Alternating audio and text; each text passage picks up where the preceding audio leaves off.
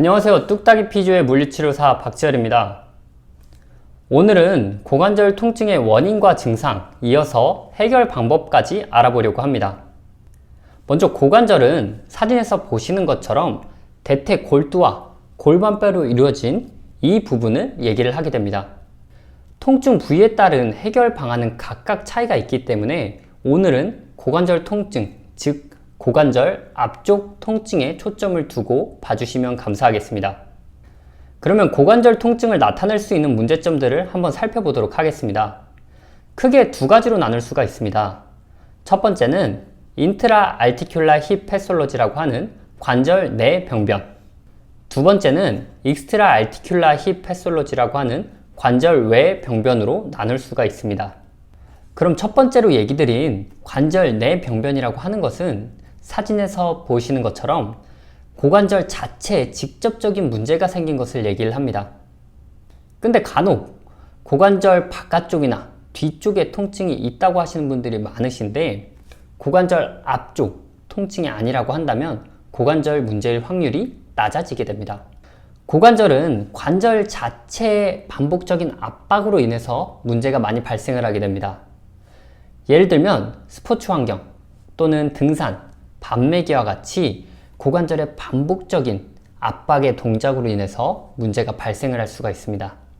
이렇게 문제가 발생을 하게 되면 고관절이 많이 굽혀지는 소파나 또는 화장실 변기 또는 쪼그려 앉기와 같은 활동에서 통증을 호소할 수가 있고, 다리꼬기나 안짱다리와 같은 동작에서도 통증이 발생을 하게 됩니다.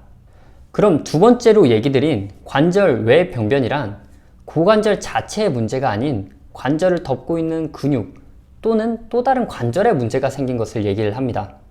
그 중에 보편적으로 근육 힘줄에 문제가 많이 발생을 하게 됩니다. 이 근육 힘줄 같은 경우는 순간적으로 힘을 강하게 쓰거나 또는 과한 스트레칭을 했었을 때 손상되는 경우들이 많습니다. 그런데 이렇게 손상이 되게 되면 힘이 들어간다거나 스트레칭 상황에서 통증이 발생할 수가 있게 됩니다. 또 다른 대표적인 근육 힘줄의 증상으로는 활동을 시작할 때 통증이 있다가 그 활동을 하게 되면 통증들이 줄어들게 됩니다.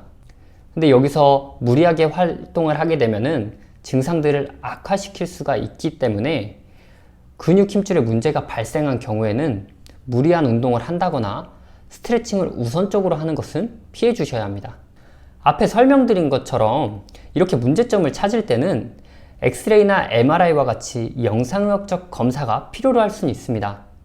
하지만 선행이 되어야 하는 것은 환자의 원인과 증상을 파악하는 것이 우선이 되어야 됩니다. 고관절 앞쪽 통증에 관련된 재활 운동은 다음 영상에서 물리치료사 임수린 선생님께서 보여드리도록 하겠습니다.